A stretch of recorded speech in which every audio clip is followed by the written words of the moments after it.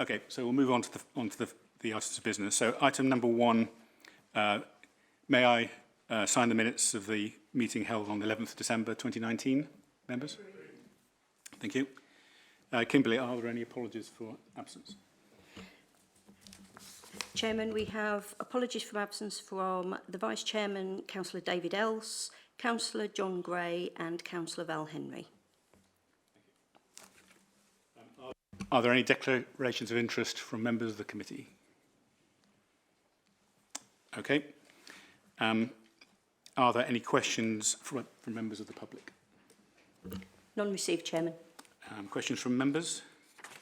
None received, Chairman. Beth, are there any updates to government guidance or legislation that we should note at this time? No, Chairman, none. Thank you. Okay. And I'm just to advise the committee that if the site inspections become necessary as a result of consideration of the applications tonight, they will be held on the 25th of February at a time to be agreed.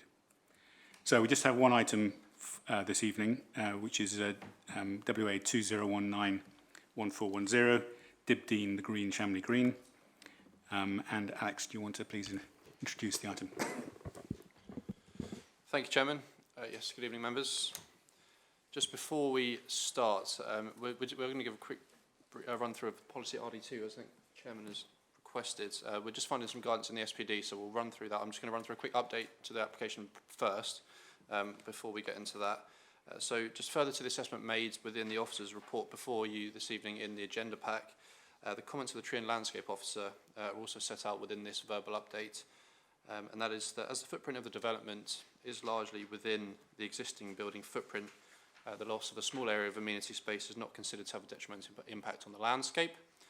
And the view of the Tree and Landscape Officer is that provided that the trees at the front of the site are afforded relevant protection through a tree protection plan, which has been recommended to be secured via condition, that there will be a relatively insignificant impact on any trees as a result of this proposal.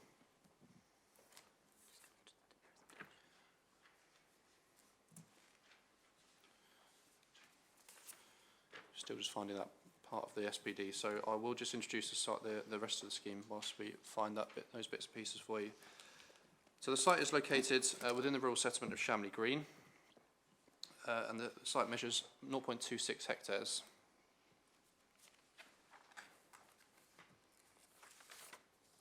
These photos of the site show the existing front elevation of the dwelling.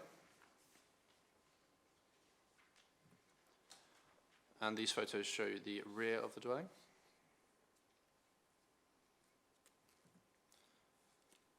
And these photos show the view from the neighbouring property to the north, Dean House.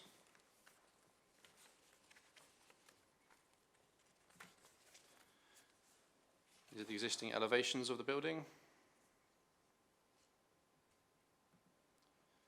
And the existing floor plans. So these elevations on the screen are those that were approved for extensions under the previous application WA 2019-0027. There's a 2-storey extension to the rear of the property. And similarly, the floor plans that accompanied that application, which were permitted, but have not been built out, as members will have seen from the site visit yesterday.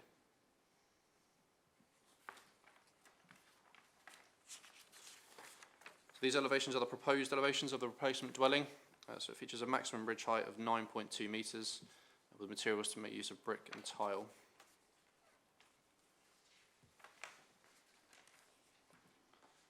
And similarly, these are the proposed floor plans that accompany this application.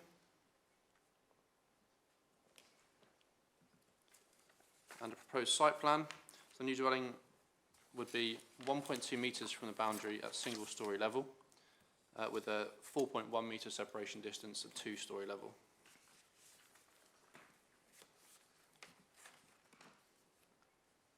This plan shows a comparison of the floor or the footprint of the building with the proposed building in the black lines there, and the red dashed line indicating the outline of the permitted extensions. So that's what is extant and could be built out. And then by way of comparison, so for floor space, the ground floor and the first floor and the total. So the total of the existing building as it is on site today measures 250 square metres, with permissions granted to take that to 359 square metres, representing a 43.6% increase over the existing. What is proposed here is the replacement dwelling, which would take it from 250 to 350, which would be a replacement dwelling 40% increase on the floor space.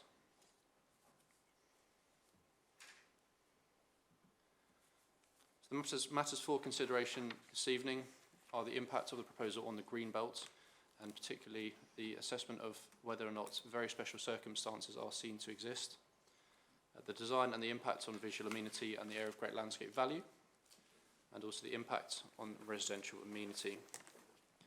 As set out within the officers' report, officers find the scheme to be contrary to the local plan in terms of the being a materially large dwelling, and therefore recommendation is for refusal as very special circumstances are not considered to exist. Thank you, Chairman. Before we move on to any other discussion, Councillor Fraszewski, I think we've got a problem with procedure here, that you've arrived after the start of the briefing, and my understanding is that members who aren't here for the briefing cannot vote. And I believe that is the standing order. So unfortunately, it's the only. I expect you were caught in the same traffic I was on the way here. But I think if we follow procedure, you can't vote. If I may, Chairman, my apologies for being late, but exactly for the same reason you've just said there. I got caught in the Bramley traffic, and I'm off after here as well, so it's been a bit of a nuisance. I was aware that being late, I might not get the right to vote, so I respect your decision, Chairman. But I would like to listen in on the debate. Of course, yes. Thank you. Okay. So, Alex, you've completed what you were going to say. Okay. Right. So we have speakers first. So the two speakers. The first is Simon Tom, who's objecting to the scheme. So, Mr. Tom, if you want to sit down, as you've been briefed, and when you're ready, turn the mic on, and you have 4 minutes.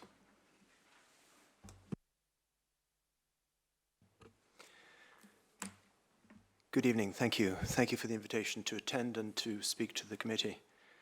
I'm Simon Tom. My wife and I live in Dean House, which is the closest neighbour to Dibdean. And whilst we both welcome Chrissy and Robert Pick as new neighbours, by definition of being here, we're not happy with the proposals for the renovation of Dibdean.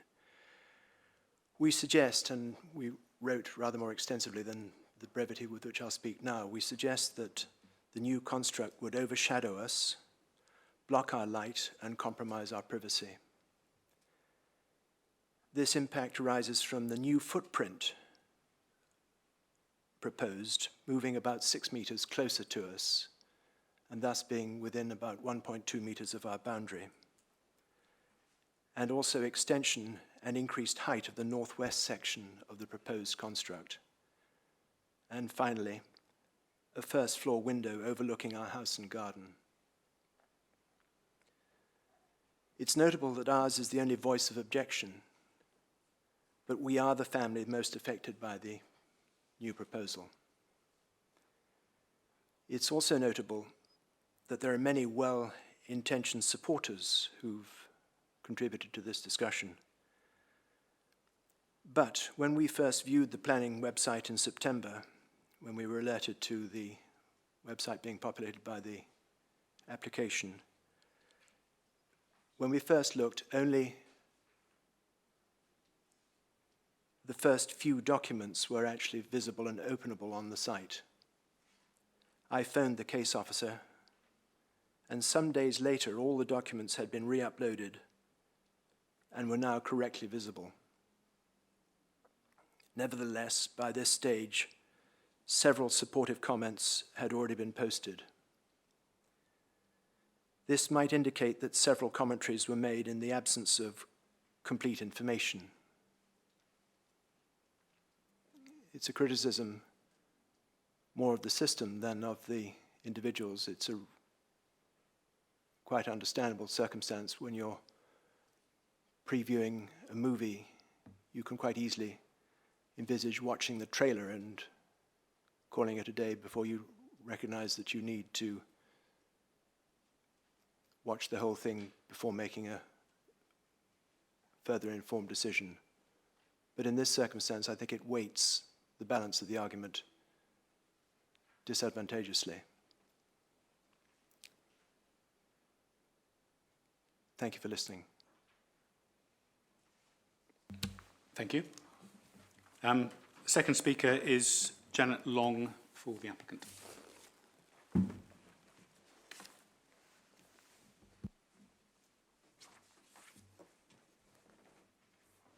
Thank you. Good evening, members. I'm here to speak in support of the application for the new dwelling to replace the existing dwelling Dibdeen. The scheme for the new house has had regard to the sizeable extension to the house for which planning permission has already been granted. Rather than construct this extension, the applicants would rather build a new house which will be of higher quality design and more energy efficient. More importantly, it will be smaller than the house which would result if the extension permission was implemented. Given the facts of the case, we believe the scheme complies with the policy set out in your adopted supplementary planning guidance. This allows for a replacement dwelling larger than the normally allowed 10% increase, where a permission exists for an extension and the new house would be smaller and of a higher quality. We note that this guidance is also included in the emerging Local Plan Part 2, Development Management Policy DM11, so therefore holds weight. In this instance, the permitted scheme extension would result in a 43.6% increase over the original house. By contrast, the replacement dwelling represents a 39% increase. We note your officers make it 40%, we make it less. Accordingly, the new house would be some 5% smaller than the extension scheme.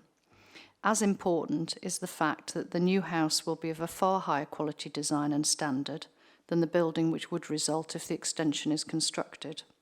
This is an important consideration given the views into the site from the surrounding conservation area. Furthermore, there will be consolidation of built space and less development at first floor level, with the new house resulting in a reduction in width of approximately 3 metres at first floor level over the extension scheme. In this respect, the new house will have less impact on the wider village setting. However, given the facts of the case, we fail to understand why your officers have come to the conclusion that the terms of the SPD do not apply in this case. It is clear the resulting dwelling will be both smaller and a higher quality than the dwelling which would result from the permitted scheme. This being the case, we maintain the scheme accords with adopted local plan policy, and as such, very special circumstances do not need to be proved.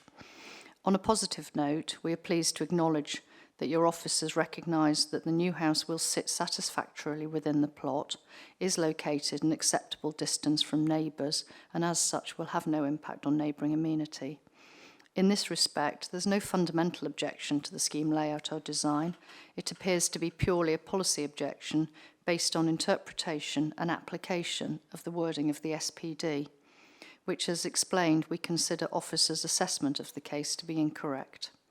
Having regard to the above, we hope that members will be able to see the merits in the scheme and support the grant of planning permission this evening. Thank you. Thank you. Thanks very much. Okay. So, any comments from members? Councillor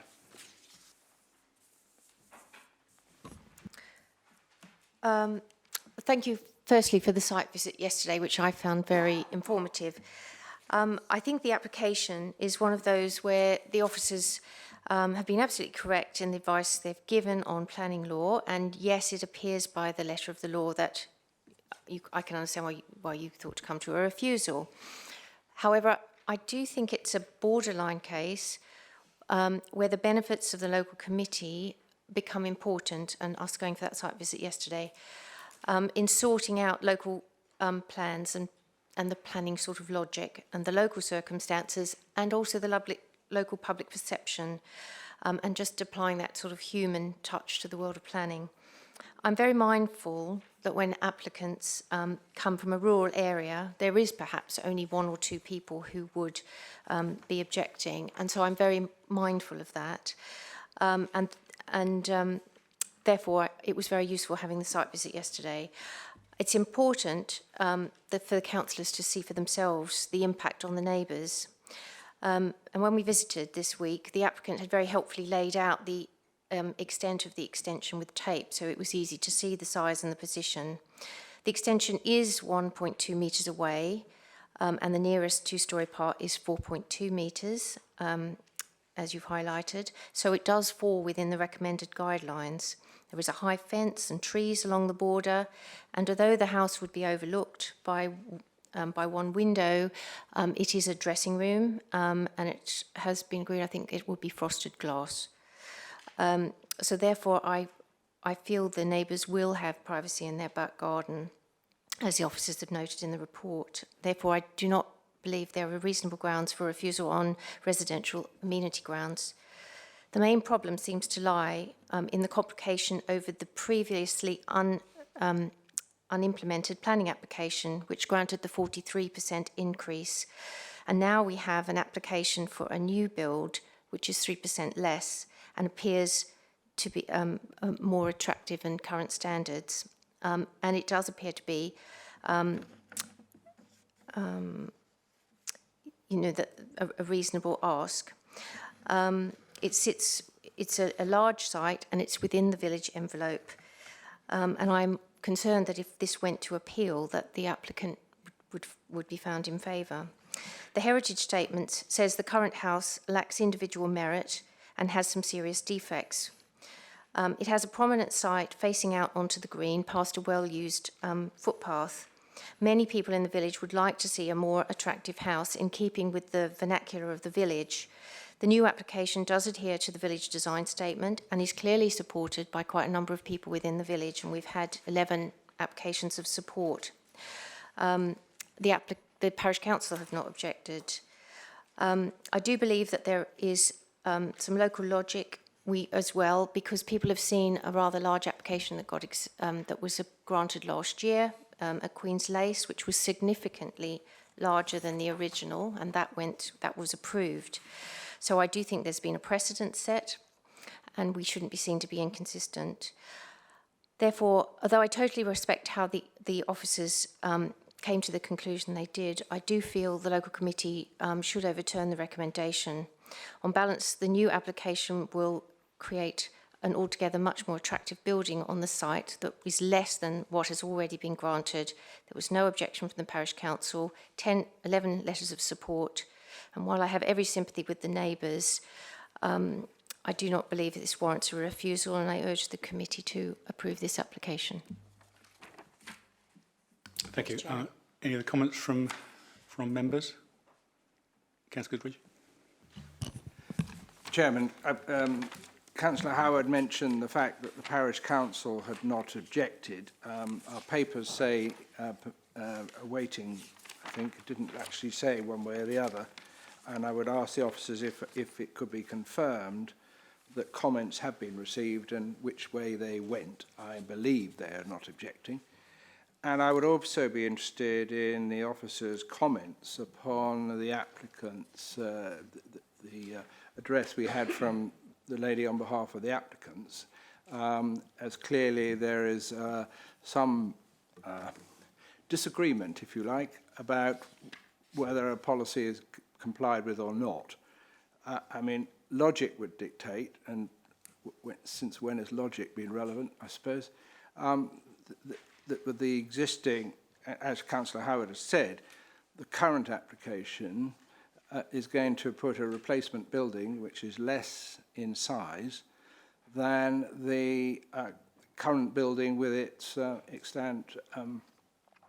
extension erected, and has all the improvements of being a building that's designed as a whole rather than a building that's been designed and then had something added onto it, and all the other matters of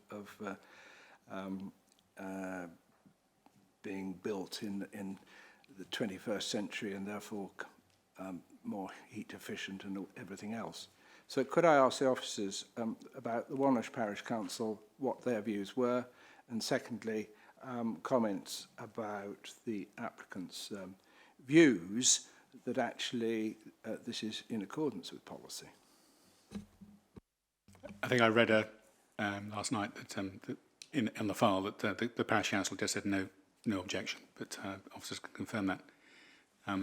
Yeah, I would agree with Councillor Goodridge. We need to just resolve this point. I mean, there are words in the officer report that whether this is trying to understand whether this is within the policy or not, and if it's not within the policy, what's the logic for the officer stating that it's not within the policy? Meanwhile, Beth is looking at the here. Sorry, thank you, Chairman. Just for clarification, yes, the Warnish Parish Council have raised no objection to the application. Apologies, that may have been received late or after the report was written, but that should have been updated. Apologise for that. In terms of the policy position, so the test in the Greenbelt test in the MPPF is one of proportionate additions for extensions, and is one of materially larger for a replacement dwelling. And our 2002 local plan policies, which are saved, relate to that. And RD2, which is a policy we use for extensions, refers to a 40%, with RD2A referring to replacement dwellings and referring to 10% as what is likely to be seen to be materially larger. Whilst these are retained policies, these figures are used as guideline figures as to what may or may not constitute that, and so we follow that and we implement that in our decision making. And so being a 40% larger, we would see that as being materially larger, and therefore by definition would be an appropriate Greenbelt development. The point in the residential extensions SPD, which was referred to earlier, is covered off in the officer's report in your agenda reports on page 15, where we talk about having the requirement would be to be considerably more attractive or a smaller and higher quality building. And whilst we do acknowledge that it is a high quality building, whether or not it's significantly more attractive, significantly higher quality, we said that we don't think it is to warrant going contrary to policy. And of course the SPD is guideline figures, or is guidance, sorry, rather than adopted policy. So on that basis, we come to the conclusion that it is inappropriate Greenbelt development, and therefore the very special circumstances are required to exist in order to outweigh that policy harm and principal harm. There is a fallback position of extant permission. However, we don't believe that is very special, and so should members want to come to that view, you've got to be very clear that it is a very special circumstance. So I hope that answers the question. Thank you, Chairman. So there are a couple of figures in there. So from the point of view of policy rather than guideline, for extensions the figure is 40% guidance. For new buildings it's 10% constitutes, a 10% increase constitutes a significant increase in size. Is that, did I get those numbers from what you were saying? Yes, so that is the guidance we use. It is a visual test as set out in the MPPF, but we take guidance from the policies that are saved in the 2002 plan. And so that is where we come from, yeah. And 10% and 40%, yes, are the right figures. Okay, and if we're applying policy, then it applies to the situation as it stands now, not as it might stand after the execution of an extant planning application.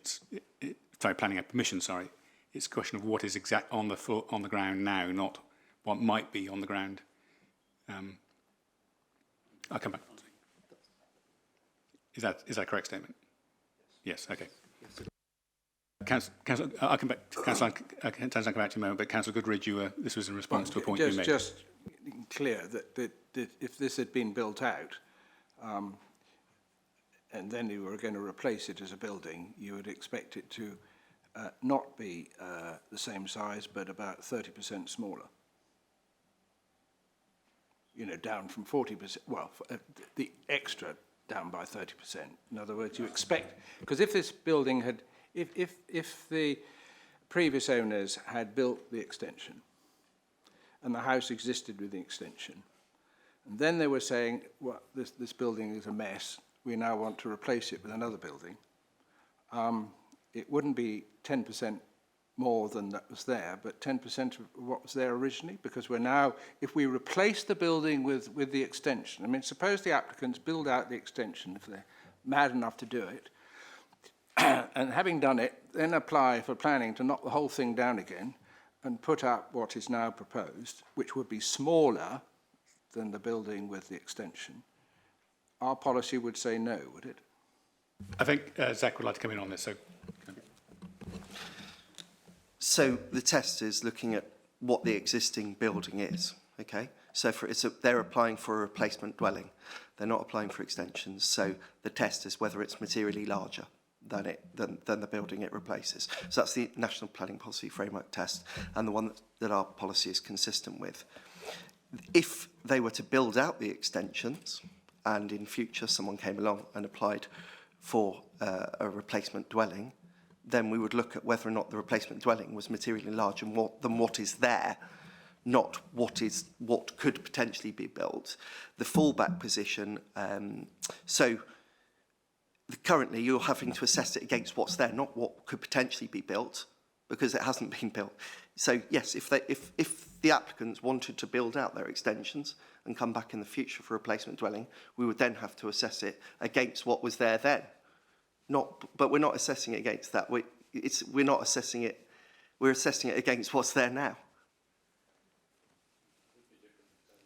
It would be a different test. I mean, the other thing that I don't want to further complicate matters, but for planning law talks about fallback positions, and a fallback position can only really be taken into consideration if there's a genuine likelihood of it coming forward. We have no reason to believe that, should permission be refused today, that they wouldn't build out those extensions. But at the moment, all we have is a dwelling with permissions for extensions. So we have to assess what's proposed against the existing dwelling, not what could be built under the existing permissions. Sorry if that's a bit confusing. Yeah. So It's a key point, so we should explore this. So carry on, Councillor. Yeah, well, whether that's logical or not is a matter for us to decide. But just on a small point, I'm assuming the Farnham neighbourhood plan isn't something we should be taking into account. Is there something that should be there instead of it? The bottom of paragraph, the last line, second last line of paragraph 12 on page 15.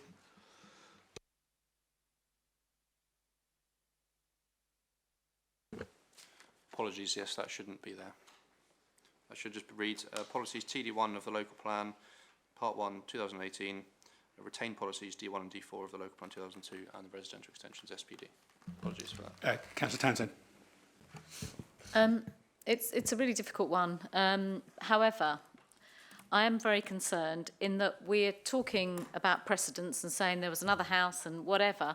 However, if we don't uphold the policy, we could then be saying that we're setting a precedent ourselves for this and saying that 40% increase is fine and that someone could just apply for an extension, and then on the proviso of that extension, they could then apply for a replacement dwelling. So despite the fact that it may not seem perhaps very logical, I am very concerned. We can't quote that we're setting a precedent with one hand and then say, but this isn't setting a precedent. So I am very concerned about that, and I can appreciate the officers are in a difficult position. However, the policy is there, and this is increasing the house to 40% as opposed to 10%. It's a big disparity, it's a big difference. So I am inclined to support the officers in this situation.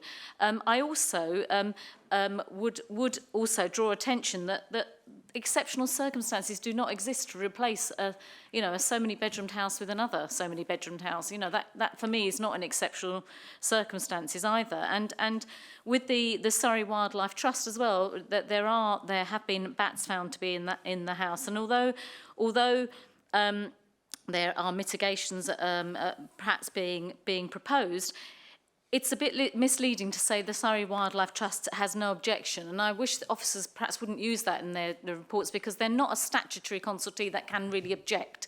They can just comment. So I would prefer if we didn't use that term, because it gives councillors comfort that that everything's okay. I would actually look at the 3 tests of the Habitats Directive, and that says that this activity must be for imperative reasons of overriding public interest or for any other public health and safety. There must be no satisfactory alternatives and favourable conservation of the species must be maintained. And again, if I look at those three tests, I can't see that this is overriding public interest for this. So from a point of view perhaps of the Habitat Directive, which is quoted in the Surrey Wildlife Trust letter, that again, is this something that we should be also looking at as well within this? Obviously, that I take some guidance on it. However, at the moment, I am inclined to go with the officer's recommendation, but obviously willing to listen to the rest of my colleagues to see what they have to say. Thank you. Thanks very much. Are there any other comments from other members? Mr. Chairman, as far as the officers are aware, there is no species or protected site in the plan or project in question. Will not go to. There's no risk of any adverse effect on any protected species. We are not aware of. Well, no, there's bats, there's no SPA nearby. So there was a requirement for them the applicant has a requirement should permission be granted to secure a European protected species licence for the wild. I know, I'm aware, but equally we should be looking at the Habitats Directive as well, with the Habitats regulations, and there are bats, and the population of pipistrelle bats has decreased by 55% since the 1960s, although it has levelled out a bit, but it is a protected species. Thank you. Yes. Yeah, should permission be granted then? That is an essential requirement. Though if I understand it, at the moment we're looking at a proposal to refuse, therefore I don't think it's ground for refusal. No. But I'm just saying, I'm pointing out, sorry, Chairman, I'm pointing out that when it says no objection, yes, what we shouldn't be looking at is that word no objection. We should actually be looking at the legislation behind what the Surrey Wildlife Trust are saying within their letter. Thank you. Thank you. Councillor Ellis. Thank you, Chairman. I would normally have approached this by thinking if we have a policy, we should support it. We should uphold it. But actually, having looked at this application in detail, having been on the site visit yesterday, which was very informative, it's a beautiful position, and I do also appreciate the neighbours' wish to protect their surroundings. But having considered it in details, I'm sorry, but on this occasion, my feeling is that there are circumstances that would allow me to vote in favour. Thank you. I've got nobody else down to speak here. Is there any? Councillor Denis. Thank you. Unfortunately, I didn't go to the site visit, but the photographs are very, very helpful. Firstly, just to follow on from my colleague, Councillor Goodridge, about stuff that's left in the report that's clearly been cut and paste. I think it's page 12. Relevant development policies. It talks about the Farnham Neighbourhood Plan, Godalming. It says not applicable. I don't know whether you're supposed to cross one of those out or both. So I'm not really sure whether the South East Plan is still relevant. I just think we raised this some time ago about proofreading these, yet we're still doing the same things. I find this a really, really difficult one because the way it's been explained, that it seems logical that it should be approved, but actually it's contrary to all our policies. And it's also contrary to special reasons. So I dearly would love to say yes, but I don't think the grounds have been made for special circumstances, and I haven't heard anything tonight. So I'm absolutely torn on this one. But, I'm always moaning that policies are policies, and, Alex will know that amount of times I've sort of in plan and say, well, it's contrary to this policy. So I've either got to stand that actually I believe policies should be kept, or, I don't really want to be flip-flopping. Absolutely, I would love to, but I just don't think the case has been made. So I think I'm going to have to support the officer because the case hasn't been made for special circumstances and the green belt. I think it's bizarre, but we are where we are, and we've got to judge it on what we've seen. If it helps councillors make their mind up, the UK planning system, as you'll be aware, and apologies if I'm teaching you to suck eggs, but the UK planning system is a plan-led one, and Section 38(6) of the Planning Compulsory Purchase Act does say that where the development plan is to be taken into consideration, decision-making should be made in accordance with the development plan, unless material considerations indicate otherwise. Effectively, the policy should be the starting point for decision-making, and it should only be in where there are other circumstances that outweigh those policies that we should be approving something that doesn't comply with those policies. The only other thing I would mention is that the national planning policy framework talks about disproportionate.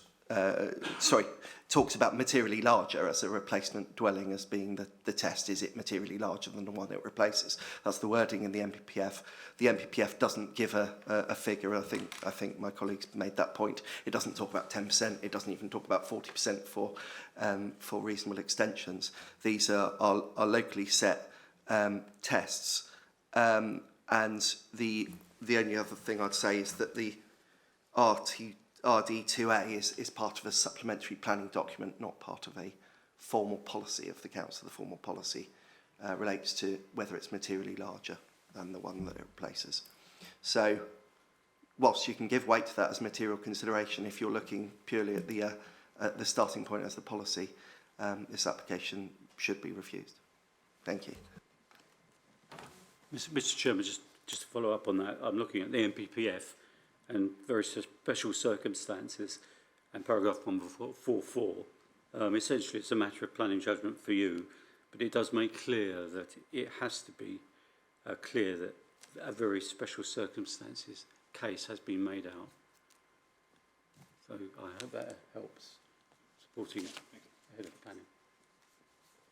Councillor Howard, do you want to come back for shortly? But, just to ask, what would I'm trying to imagine what a special circumstance would be. So a much more attractive house much more into the vernacular of the village that has approval by the local people is not special circumstance.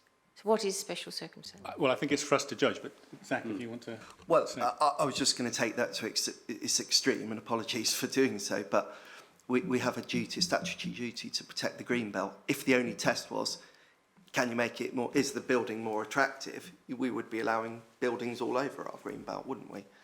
We would just be replacing buildings left, right and centre, because there are a lot of buildings in the green belt which aren't necessarily particularly attractive.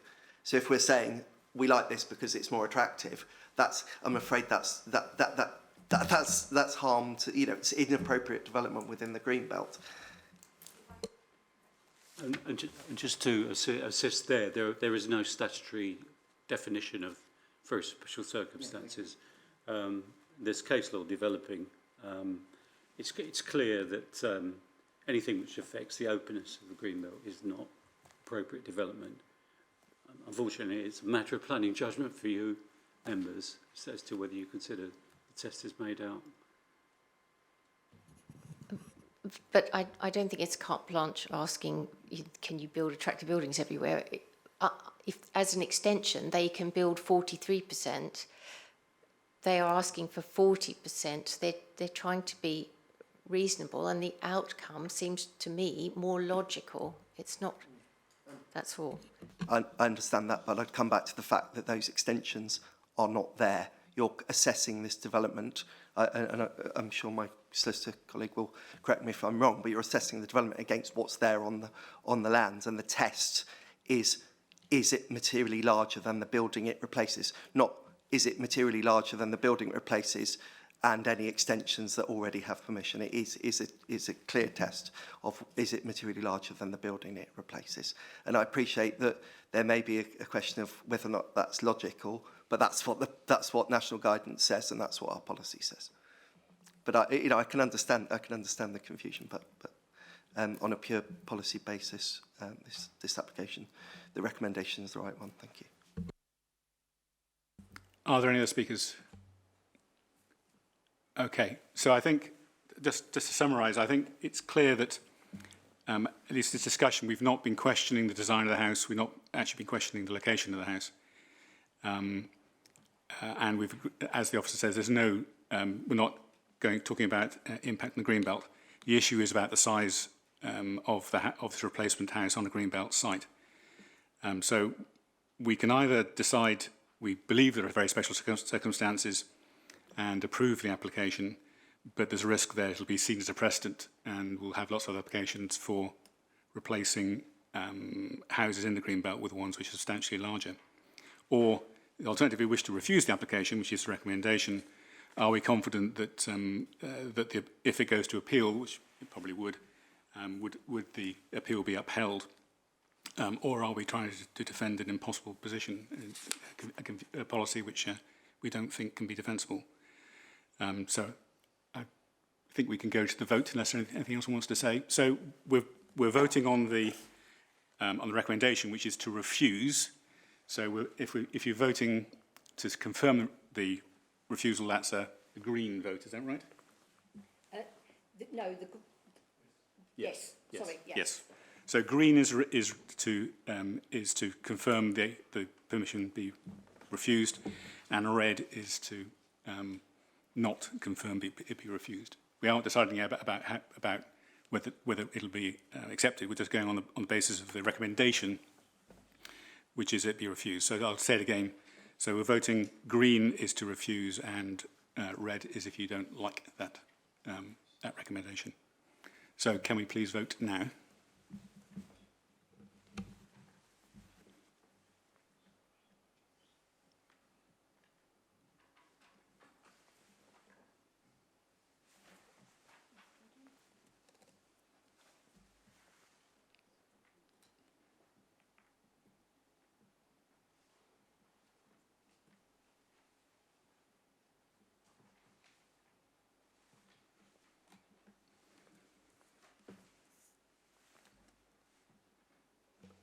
So we have 7 approving the recommendation to refuse and 2 voting to vote against the recommendation. Okay, if the recommendation is passed, then the permission is refused. Okay, thank you very much, councillors. That I think ends tonight's business.